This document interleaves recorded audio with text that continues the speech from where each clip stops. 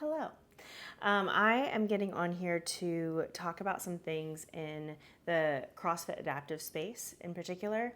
I usually don't make a lot of comments about it directly. I'll have like one-on-one conversations, but not really talk about it on social media. Definitely don't usually make videos like this, but I do feel pressed to like share some of my thoughts with, you know, kind of a bigger picture in mind. And so as I get started, I'm assuming if you clicked on this link and you're listening, then you're somewhat familiar with like adaptive CrossFit in particular. But in case not, CrossFit decided to start hosting adaptive divisions in 2021. That's when I got involved in the sport and started competing. It's been going ever since. Now this year, 2024, CrossFit's decided to separate and host separate competitions for the age group. So teens, masters, and adaptive is going to be separate than the traditional, what we think of as the CrossFit Games, like the able-bodied elite divisions. So there's been a lot of feelings and thoughts about all of it, and it definitely has not been a perfect process. And I want to say before I start, I'm actually not competing this year. Most people know that. But even so, like any of my decisions to not compete this year had nothing to do with the change in organization or leadership. I think it's going in a much more positive direction for the future, but I decided to step out like for personal reasons. So just wanted to put that out there so people don't like, well, you're not competing because of this. No, I'm not. That's not it.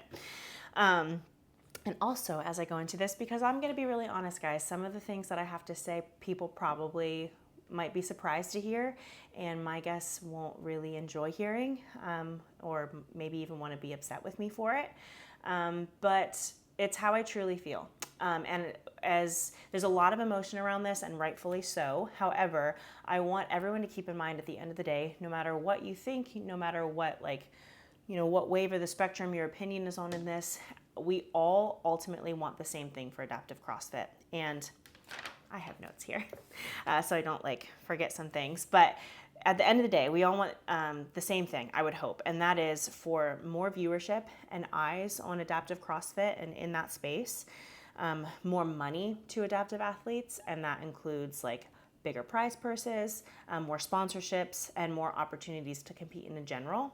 And we also want to increase the credibility of adaptive sport in general, as particularly, of course, in CrossFit. So there's a term in the space that you'll hear thrown around a lot, like inspiration porn. Essentially, you know, people use videos and things of, you know, I felt that way myself at times, where people use videos that are like quote unquote inspiring, but you feel like they're giving more attention to it because like the adaptive person is like trying versus respecting the athleticism of the athlete. And I think, you know, to the people that are in the space and are training and working really hard, we don't want to just be acknowledged like, you know, for inspiration. We want to be seen as credible athletes in that space.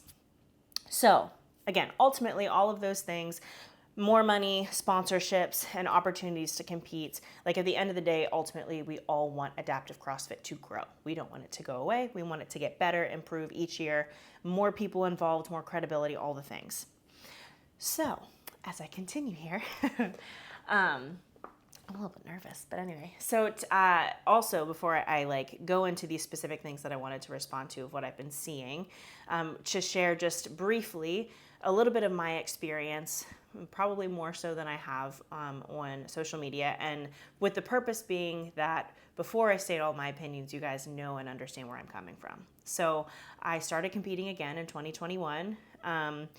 With that, I've competed in the CrossFit Games 3 times, Wadapalooza twice, Wheelwad 3 times, and I've competed once in Australia and Oceania Throwdown this past year.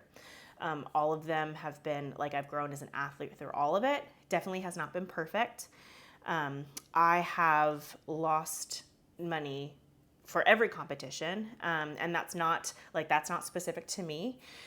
So just on average, again, just speaking experience, facts, CrossFit Games typically cost me anywhere from $3,000 to $5,000 minimum to get there. Wadapalooza, same thing, because what happens with those, especially those bigger competitions, it brings so many people, like it helps the economy of the town, literally. And so hotels that used to be, or are typically like 100, 150 a night, jack up to like 300 to 400 a night. And so it's always quite an expense just to stay there for the required time as an athlete, let alone like food, like travel, all the things. And then Yeah, so all of that has always been an investment. Even like as far as placings, I've won Wadapalooza both years. I've placed third once at the games. I have not podiumed any other year. Wheel Wad, I placed first 2 years and second this past year. None of my prize purses have ever come close to breaking even, let alone making money. And then of course there's the like, you pay for training, you pay for recovery. Like it doesn't the only way that I've been able to compete 4 times, because when I started in 2021, I had to raise a GoFundMe, paid out of pocket, all the things. And then I was able, thankfully, to be sponsored starting in 2022. I'm sure people can create ideas of like how much money that is. I was not pocketing money, believe it or not. It was the vast majority of that money went to taxes and right back into competing. That's how I was able to compete this past year 4 times. It's the only way I was able to afford it, just straight up in my finances. I used that sponsorship money to compete.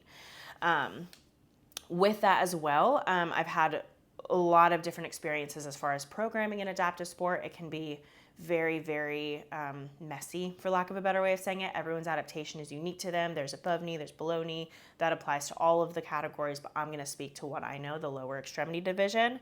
Particularly at the games, I've experienced a lot of frustration because, I hate using the word fair, but there was a lot of struggle that I personally struggled with. This past year, 2023, was the first year that I competed with another above knee athlete, meaning everyone in my division definitely have adaptations, but all of them are varying adaptations. So for the first 2 years, especially, I was the only one with one functioning knee. My competitors had to adapt, but they had 2 functioning knees, or they just had something different than I was.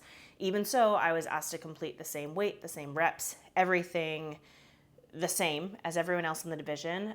But in order to accomplish that, I would have to expend a whole lot more energy to be able to accomplish the same movements. So to give some specifics, and again, there's a reason I'm not just being here to be like, because that's not why, but to just help you understand where I'm coming from. So like a lot of my experiences at the games were not necessarily a test of fitness, I felt. Some of them were. A lot of them were how to overcome equipment issues. So we had like a longer run and legless rope climbs in 2022. My suction and my leg kept falling off the night before. My coach and I went to Walmart. Equip Products provided like if they watch this will remember, they provided like a sewing kit, and we got Velcro and literally sewed like a strap on my leg. So throughout the entire run, I was like hiking it up so my leg wouldn't fall off. Then when I went up the legless rope climb, it did fall off, and I lost time trying to literally find my leg, put it back on. I lost, like, my leg literally fell off because of that multiple times, and I would have to like hop down a field. There was like a swim event. I had to figure out how to get out of the pool and like hop to a ski erg where the other competitors were able to step out of the pool and walk to it. So all of that to say, those experiences were humbling, frustrating, and I very much appreciate that this year they increased divisions. I believe there's 15 now, in order to help mitigate some of those factors. So now if I were competing this year, and everyone that is competing this year, they're very much up against similar adaptations compared to previous years. So I would only be competing with someone with a similar adaptation above the knee. And so I applaud those things, and I think everyone in the space has applauded those efforts because it's going to be a much better, more well-rounded, fair competition by far. So going on to some of the issues that I've seen of late on like being talked about, I guess, in the space for this year. There's been a decrease in the prize purse overall in adaptive divisions, and there's also been people aren't happy with the uniforms that are sponsored. So it being a separate competition, it's no longer sponsored by Noble. I believe the company is Northern Spirit that's come in. They've made 3 outfits and said they would provide 3 outfits for the athletes. And it's a 10-event competition. It's 3 days, but you typically change at least once in the day because you're like sweating and all the things. I never wear one outfit for a day of competition just because you're gross. So those are the 2 concerns that I've personally seen in the past couple days being really talked about. So all of those challenges and frustrations are real. However, I will say, what I'm not here to say is that your frustrations aren't valid and that you should stand up for yourself. But again, looking at my notes here, CrossFit is a business. It is not a charity. It is not a nonprofit. So if we're going to take emotion out of it, they must make money. CrossFit does not make money on the games, by the way. They also have to give money to the areas that are making the most profit and making the most money. So just numbers based. There were this year, 2024, in the Open, there were 343,485 people registered for the CrossFit Open in the able-bodied division. So that includes like the teens, masters, and elite divisions. And there were 865 adaptive athletes total, across everything. In semifinals, there were, so for people, you go to the Open, and then adaptive doesn't have quarterfinals. Age group and adaptive have semifinals, and that's the determining factor for who actually goes to the physical games. In semifinals, the finals for us, the step before the games, there were 1,800 age group athletes across 9 divisions, and everyone pays to participate in each section. So that's profit for CrossFit. There were 466 adaptive athletes total in semifinals across 15 divisions. So those numbers alone, we know that profit margin, like, yes, there are less adaptive athletes, but just numbers wise, CrossFit is not making profit off of this. They are by far the least amount of profit across all divisions. I also don't know if people realize this, but CrossFit has lost money investing in adaptive athletics for the past 3 years. I'm not saying that they shouldn't invest it. I'm very glad and grateful that they are. But fact is that adaptive athletics is purely an investment only right now. So they're not like using our faces and making money off of us and then not returning like our compensation that we've awarded them. They're only investing in us. So from that practical standpoint, it's hard to continue asking for more money when you're not talking to you're not talking to a charity, and you also can't really use the thought of like, well, they should because it's the right thing to do. Well, okay, but if all businesses ran that way, then they wouldn't stay in business very long. Not fun to hear, but the truth. So another fact I want to point out is I know that it's frustrating. I know personal experience that it's very frustrating to lose money going into a competition and to compete in general. But money is never found in competition. If you talk to like any CrossFit adaptive or not, you do not make your money via competition. You're always going to lose. You go to be like put in front of cameras and to compete and be in the public eye in hope of getting sponsorship. And so, like, everyone's going to lose money. Even the able-bodied athletes that are there, they're not making money. The only ones that make, like, a significant amount are the ones that podium, and that's 3 people across, we heard, over 343,000 people started the Open. Obviously, not everyone in there is trying to compete, but even, like, the competitive athletes, most of them are only making money through sponsorships. So that argument that I've heard like kind of being tossed around like this isn't worth our time. Well, if that's why you're in it, no offense, but you shouldn't be competing because you're going to be frustrated with every single time. You're never going to make money. The next, I do want to bring up, I've heard this argument a few times, and I don't know what people really mean by it, but kind of a cast off comment like the amount that the 40th place person in the able-bodied elite division gets, I might have this number wrong, I think it's 2,500. But they get more money than like the adaptive, even maybe the first place. And so I've heard some people comment like, well, I'll just get their participation award and, I don't even have to work to get 40th place and, might as well just like do that kind of offhand. And I'll be honest, that comment,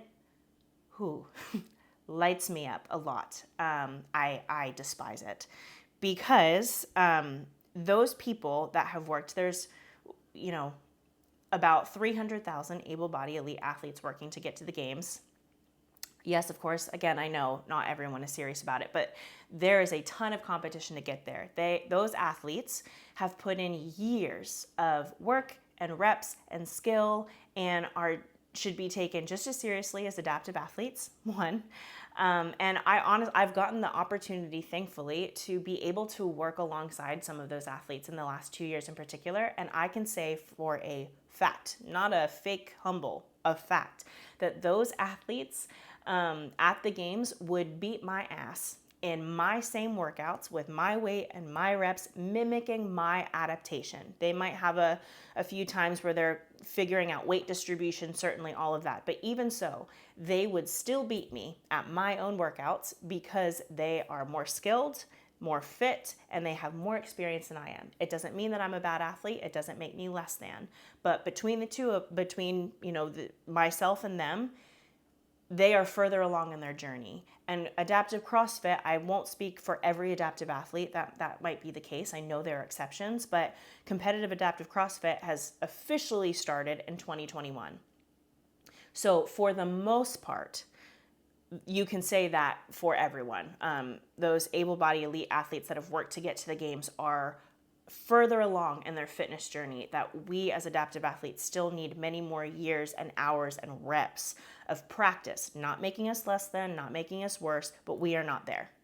And also, why are we making that argument? Because why do we need to tear down anyone else's work? Let's just take that out of the conversation. Just because they're not adaptive doesn't mean that they don't get to be celebrated. Just like we don't like to be used as inspiration porn, we shouldn't use their lack of adaptation against them. So, okay. Moving past that, but let's just stop that argument, please. But making sure that I don't miss anything.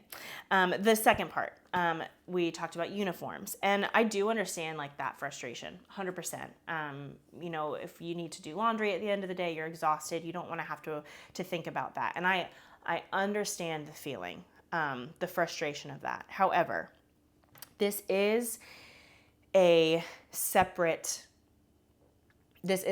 competition. So, it's not the same as having the same competition all at once. And so money has to be allocated differently. And so no one has ever had the CrossFit Adaptive Games solo before. It's been everyone all together. Now that it's separate, there's been a lot more investment. You have to pay for a venue again. You have to get volunteers, equipment, all the things. And so that money, like I said before, they're not going to keep just throwing more and more money at us. That money has to be allocated to different things. Part of that may have affected the uniforms. I'm not sure how they allocate all of that. It certainly affected the podiums, but we've gone through that. There's also reasoning for that. And in my opinion, it's still a better option to move forward and to be able to have the separation, whether or not you like it, whether or not you agree with it. It's an opportunity for more adaptive athletes to go, because in previous years, they were only able to host lower, upper, and neuro. CrossFit didn't have the space capacity or the equipment to handle all of the divisions at once. So this is the alternative they've come up with for this year. But it's affecting things like uniforms, things like that. In previous adaptive-only competitions that I've been to, outside of, yes, I know there was the combined CrossFit Games, but that's not what this is anymore. There's separate sponsors, there's separate budgets. The ones that I've gone to haven't had any uniforms. So the fact that that Northern Spirit, that a sponsor's coming in and providing 3 sets of uniforms is a positive, even if it's not what we want yet. And I do see the point of the athletes of asking to be able to purchase more or get another sponsor to help, or whatever the result of that would be. I don't know what will be possible. I do understand the valid, frustration of that. Why am I saying any of this? What is, even so, that might be valid, but if you can't change it, okay, well, what's next?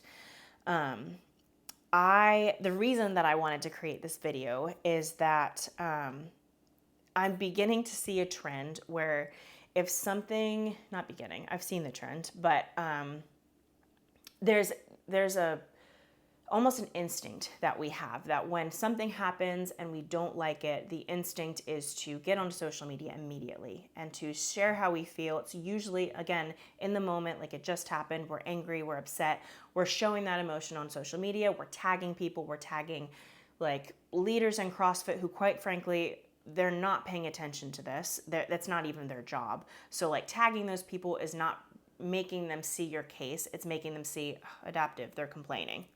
Check. They're not they're not going to like fix the situation because we tag them.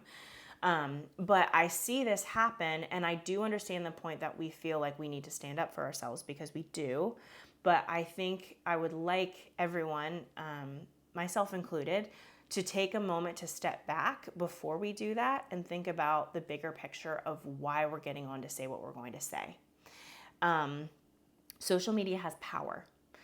And that's usually why I've often stepped out of conversations like this. I haven't spoken publicly about it. I've shed tears. I've been angry. I've been so pissed many times in my competing journey since I started.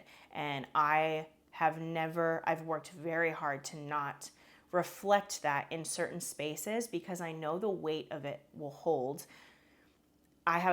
If I want to call myself a leader in CrossFit or be in this space, there is a responsibility that what I come out and share publicly, I'm going to have ears and eyes listening to me that have no context of the situation. They don't really know what's going on, but they see my emotion and they jump on board because of my emotion. And so when you're coming and speaking, if you don't have like the full understanding of why it's happening, or, it's kind of like a reflex, there's going to be consequences to anything that you say, good and bad. And again, social media can be used for good, and there is a time to speak up, and I get that. But I said in the beginning of this, we all want Adaptive to grow. And it also makes some sponsors hesitant, because they see the passion that we have, and sometimes the passion to want to express what we don't like. And especially like if you don't know Adaptive, if you're a company that like is not around adaptive athletes, it can be intimidating to step into that space, because you don't even know how to have like a conversation. Like, what does adaptive athlete mean? What am I allowed to say? Do you want to be called disabled? Do you not want to? And there's so many nerves and feelings around even getting into the space, that they see the passion that we have and how quick we can react to things, and they're like, I don't think I want to like even get involved. I'm not going to touch that as sponsorship, which we don't want, because right now our way for athletes to get more money, to get prize purses, to get to be able to afford to compete more, that's not coming out of their own bank, is to get sponsored. We need that. And so as we all have these feelings, and some of them very much justified, please think about the bigger picture as you're going on to speak, whatever you have to say. Maybe consider, again, we all want the same thing. So maybe instead of like tagging and ask for a more like maybe direct conversation, or like to speak to the group, or I don't even know what exactly that looks like, but opening up communication channels in a way that like shows it to be open. It doesn't feel like an attack on either side, because that never gets anyone anywhere. Like, who wants to be just yelled at without the purpose of actual conversation that's constructive? So, the more that we can do that way. And I want to end with this thought that may not be popular, and certainly hasn't been fun for me to realize myself, but I don't think that adaptive sport and CrossFit is ever going to be exactly what we all want it to be while we are competing. Because it's new and it's messy. And if you look to the past for kind of like an example, anything where people were in trying to incite positive change did not happen right away. And they almost, like, the newbies were like, I don't want to say scapegoats, that's not the right word, but they were, I don't know what the word is, but they were willing to be like kind of victims of like a shitty start. They knew that it wasn't going to be fixed in their time, maybe in their lifetime, or their time to, participate in what they were aiming to change, but they were doing it for future generations. And I have been missing a leg for 32 years. Keep yourself together. I didn't see opportunities like this when I was a kid. I was a teenager. I avoided all kind of sport because I saw the Paralympics, which I felt was way out of reach for me, especially at that time. And I saw things that honestly looked like inspiration porn. It didn't look like adaptive athletes were allowed to actually excel at what they were doing. They were just being like used for like a commercial, or it was just like, I was like, that doesn't look like they're trying to be good, if I'm being honest. It didn't look like something I wanted to participate in. This is not that. CrossFit, the leaders of CrossFit, especially like over adaptive CrossFit, they hold athletes to a high standard. They hold them to get better at their skills. It's an incredible opportunity that I have not seen in my life up until now. So we are going to have to make sacrifices. Pull it together. Always cry.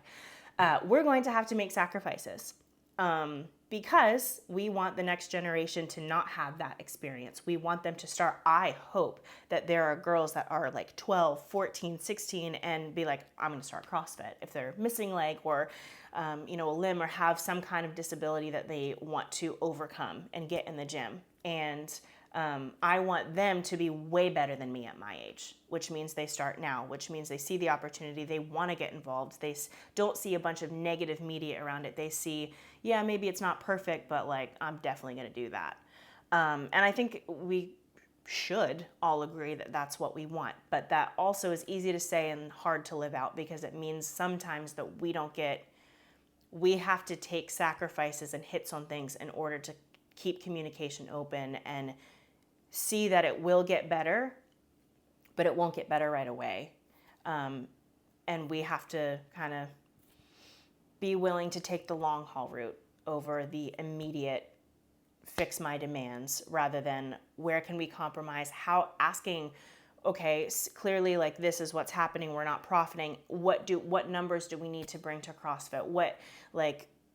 We need to show up like adaptive athletes, families, get your families, friends, like get them to buy tickets, go to the games, invest in it because CrossFit's a business. They'll respond to money, like willing to make those very doable, not easy, but doable changes to invest in ourselves in hopes of it getting better. Maybe not this year, maybe not next year, maybe not for the next 5 years, but 10 years, it will be a completely different story than what it is now. And then we get to be like, I was a part of that. I was part of that change. And it was hard and it was unfair and it was all the things, but we were part of that change. And that's not going to happen unless we can take a step back and kind of put what we want on the back burner for a little bit. Not a little bit, a lot.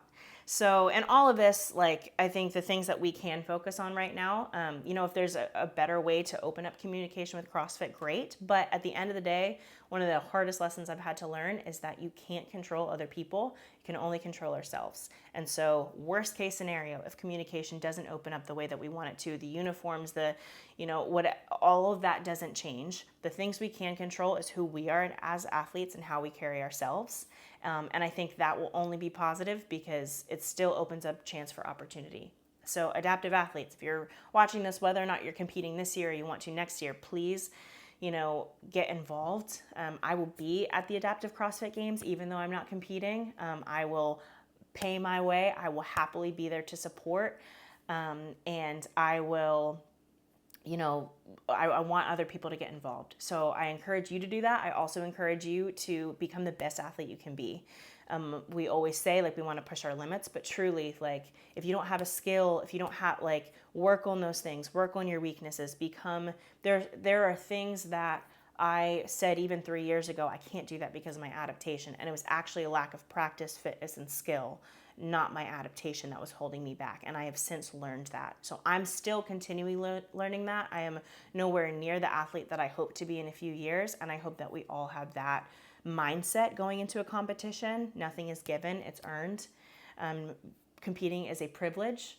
It's not a right. Competing is a privilege. It's not a right. And we should advocate for ourselves, but advocacy doesn't always equal noise. So I hope that was shared well. And even if you don't like what I have to say or you're really mad at me, I do care. I care about this community. I care about the individuals. Truly, everyone in my experience so far, it's a unique, incredible community, and I'm proud to be a part of it. And I hope that we can continue to get better and not go back. So, thank you.